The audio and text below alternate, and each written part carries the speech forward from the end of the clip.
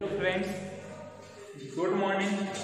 आज हम BSc second year mathematics का सेकंड पेपर जो है वो है differential equation and integral transform. ये सेकंड पेपर है, थोड़ा बीएससी सेकेंड ईयर में ये सेकंड पेपर थोड़ा लंबा है, सिलेबस भी ज़्यादा है एंड सिंपल पेपर भी। तो सेक्शन ए कौन सा है? डिफरेंशियल इक्वेशन है एंड सेक्शन बी में हमें इंटीग्रल ट्रांसफॉर्मेशन ये पढ़ना है। सेक्शन ए में first unit differential equation of first order and first degree, ये आपका फर्स्ट यूनिट है जिसमें हमें डिफरेंशियल इक्वेशन के बारे में पढ़ना है, यानी उसका किस ऑर्डर में वो है ये भी हमें पढ़ना है और उसके साथ में क्या बतानी है, डिग्री भी बतानी है, यानी हमें पढ़ना है। तो सबसे पहले तो बात ये है कि व्हाट इज डिफरेंशियल इक्वेशन, यानी डिफरेंशियल इक्वेशन है क्या। तो आप सभी ने डेरिवेटिव पढ़ा है, डिफरेंशियल पढ़ा है इंटर में और बीएससी फर्स्ट ईयर में, ये आपको मालूम है। तो डेरिवेटिव जो है दो वेरिएबल होते हैं, एक डिपेंडेंट वेरिएबल होता है, एक नॉन डिपेंडेंट वेरिएबल होता है। तो डेरिवेटिव होता है डिपेंडेंट और नॉन डिपेंडेंट वेरिएबल के ऊपर निर्भर है। ये कैसे निर्भर है? ये आप पढ़ा हुआ है, ये कोई फंक्शन है उसका डेरिवेटिव किया जाएगा dy/dx के रूप में या f(x) के रूप में। तो यदि कोई फंक्शन y बराबर fx है, y बराबर fx, तो इसका डेरिवेटिव dy/dx बराबर f(x), यही है। तो ये डेरिवेटिव है। अब जो आपने डेरिवेटिव पढ़ा है उसी डेरिवेटिव है किसी सीक्वेंस यानी क्वाड्रेटिक फॉर्म में पढ़ना है, यानी किस फॉर्म में? इक्वेशन की फॉर्म में। जैसे क्वाड्रेटिक इक्वेशन होती है 2x² + 4x + 3 बराबर 0, ये किस फॉर्म में है? क्वाड्रेटिक फॉर्म है। तो इसी फॉर्म में अब आपको क्या पढ़ना है?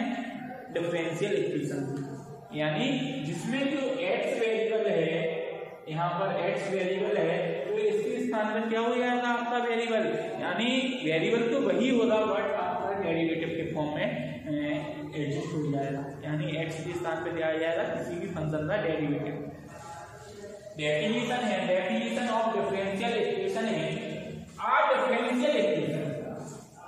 Differential equation is an equation containing the dependent and independent variables and different derivatives of the dependent variable with respect to one or more independent variable। यानी किसी भी इक्वेशन जो भी आप दिया जाएगा डेरिवेटिव के फॉर्म में, is an equation containing the dependent और independent, यानी जो भी डिपेंडेंट और इंडिपेंडेंट वेरिएबल्स हैं and different derivative of the dependent variable, यानी जो भी डिफरेंट डेरिवेटिव हैं of the dependent variables with respect to one, या तो वन वेरिएबल के रिस्पेक्ट में या फिर मोर देन इंडिपेंडेंट वेरिएबल। अभी आपने जो फर्स्ट ईयर में और इंटर में पढ़े हैं डेरिवेटिव, वो सिर्फ ओनली वन इंडिपेंडेंट वेरिएबल के ऊपर पढ़ा हुआ है। अब यहाँ पर क्या है, वन से ज्यादा भी आपके क्या हो सकते हैं, more than independent variable possible हैं। The order of a differential equation, यानी किसी भी डिफरेंशियल इक्वेशन का order is the order of the highest derivative, यानी क्या उस इक्वेशन में जो भी हाईएस्ट पावर में डेरिवेटिव होगा और differential coefficient occurring in the equation, यानी कहने का मतलब है जैसे आप सभी ने पढ़ा है dy/dx, ये फर्स्ट डेरिवेटिव है, d² y/dx² second order derivative है, d3y/dx ये थर्ड ऑर्डर है, d4y/dx4 ये क्या है आपका फोर्थ ऑर्डर का डेरिवेटिव। तो किसी भी इक्वेशन में, यानी जो भी आपको डिफरेंशियल इक्वेशन दी जाएगी आपके, मान लो आपने दे दिया है 2d³ y/dx³ + 4x d² y/dx² + 6 dy/dx plus 4 बराबर 0। तो ये क्या है, ये आपकी डिफरेंशियल इक्वेशन है। यानी अभी आपने किस फॉर्म में पढ़ी थी, क्वाड्रेटिक फॉर्म में पढ़ी थी डिफरेंशियल इक्वेशन। जैसे हमने आपको बोला 2x² प्लस 4x प्लस 3 बराबर 0 है, तो उसका डेरिवेटिव कीजिए। तो आप सभी क्या करते हो, d यहाँ पर आपने किया x क्या है, वेरिएबल है, x के रिस्पेक्ट में क्या किया आपने, डेरिवेटिव क्या आएगा, इससे क्या मान लेते हैं, हम y बराबर मानते हैं। यानी y बराबर क्या होता है, कोई भी फंक्शन f(x), यानी जो फंक्शन है f(x) किस फॉर्म में दिया है, x में दिया है। यानी यहाँ पर डेरिवेटिव dy/dx बराबर क्या हो जाएगा आपका 4x प्लस 4, सिर्फ ओनली एक। यानी यहाँ पर जो वेरिएबल है सिर्फ ओनली एक है, यहाँ पर एक है। अब यहाँ पर जरूरी नहीं है कि डेरिवेटिव बन ही हो, मोर देन इंडिपेंडेंट वेरिएबल हो सकते हैं। जैसे आप इक्वेशन आ गया 3x plus 4y plus z बराबर 0, यहाँ पर क्या इंडिपेंडेंट वेरिएबल है 3, तो इक्वेशन आपकी ऐसी भी हो सकती है, जैसे 3d2y/dx प्लस 4d2y/dx प्लस 5 बराबर 0। अभी तो एक ही इंडिपेंडेंट पे बात हो रही है, इसकी बात अपन एक से ज्यादा इंडिपेंडेंट वेरिएबल के बारे में बताएंगे। तो इसमें क्या हो रही है बात, ये हो रही है order of the differential equation. यानी जो भी आपका डेरिवेटिव का हाईएस्ट ऑर्डर है और highest derivative occurring in the equation, तो वो उसकी क्या होती है, the order of the differential equation. यानी इसमें सबसे ज्यादा पावर क्या है 3, यानी 3 टाइम्स बाद डेरिवेटिव हो रहा है, तो इस इक्वेशन में हाईएस्ट ऑर्डर क्या है 3, क्या है हाईएस्ट ऑर्डर 3। 4 भी हो सकती है, n टाइप भी हो सकती है। यानी जनरल इक्वेशन से dny/dxn plus dn-1y/dxn-1 plus dn-2y/dn-dxn-1 लिख सकते हैं। यानी ये क्या जनरल आपकी डिफरेंशियल इक्वेशन हो जाएगी। तो यानी कहने का मतलब है जो आपने डेरिवेटिव पढ़ा हुआ है, अभी आपने सिंपली पढ़ा हुआ है। अब यहाँ पर डेरिवेटिव जो है डिफरेंशियल इक्वेशन के रूप में हाईएस्ट पावर पे nth ऑर्डर में भी पॉसिबल है, और मैक्सिमम पावर जो फिक्स्ड फाइनाइट वैल्यू है उसमें भी डेरिवेटिव पॉसिबल है। यहाँ पर आपके चैप्टर में दिया है जो डिफरेंस फर्स्ट ऑर्डर, यानी अभी आपको क्या पढ़ना है, सिर्फ ओनली फर्स्ट ऑर्डर भी है, सेकंड ऑर्डर है, थर्ड ऑर्डर है, फोर्थ भी, यानी nth ऑर्डर, और साथ में कांस्टेंट वेरिएबल भी है। यानी बहुत सारी चीजें डिफरेंट यूनिट में डिफरेंट चीजें हैं, प्रॉब्लम्स हैं, और एवं साथ ही क्या पढ़ना है, सिर्फ ओनली फर्स्ट डिग्री ए। तो यहाँ पर अभी आपने क्या पढ़ा है, सिर्फ only the order of the differential equation क्या होता है, यानी डेरिवेटिव की जो भी हाईएस्ट पावर होती है वही क्या होती है, किसी भी डिफरेंशियल इक्वेशन की हाईएस्ट ऑर्डर क्या होता है, फर्स्ट ऑर्डर, सेकंड ऑर्डर। यानी जितनी फर्स्ट ऑर्डर का मतलब first derivative, second order second derivative, third यानी थर्ड, फोर्थ यानी फोर्थ। यानी जितनी पावर होती है डेरिवेटिव जितनी बार किया जाएगा उतनी ही ऑर्डर हो जाती है। Degree of differential equation, the degree of our differential equation is the degree of the highest derivative. क्या होती है, जो भी आपका हाईएस्ट डेरिवेटिव होगा वही, और differential coefficient which occur in it after the differential equation has been rationalization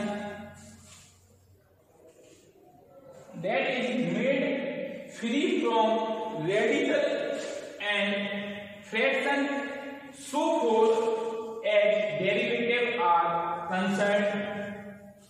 यानी कहने का मतलब है जो भी हाईएस्ट डेरिवेटिव होता है उसी वही क्या होती है आपकी किसी भी डिफरेंशियल इक्वेशन में डिग्री होती है, that is made free from radicals and fraction so forth as derivative are concerned। Our differential equation is called ordinary, यानी उससे क्या बोला जाएगा, आपको ऑर्डिनरी इक्वेशन कहा जाएगा। A differential equation is called ordinary if the unknown function dependent on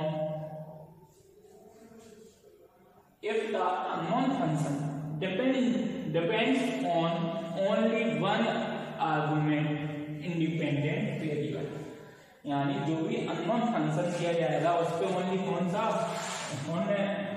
independent variable कौन सा होगा, ओनली वन, एक ही होगा। A differential equation is said to be partial. A differential equation is said to be partial if there are two or more independent variables.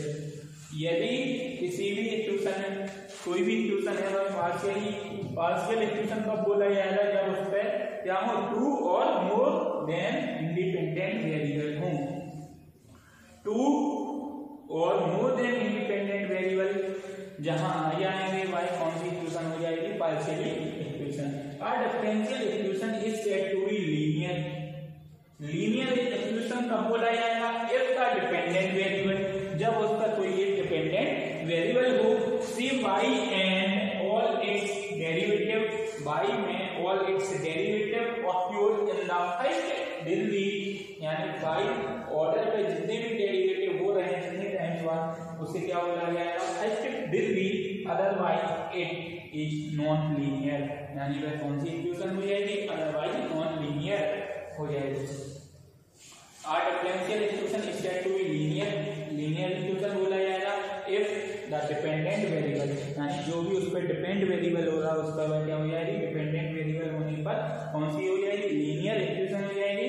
And say by all its derivative, यानी सभी derivative y में occur in the first degree, किसमें हो, first degree में हो, otherwise इसमें हो जाएगी नॉन लीनियर।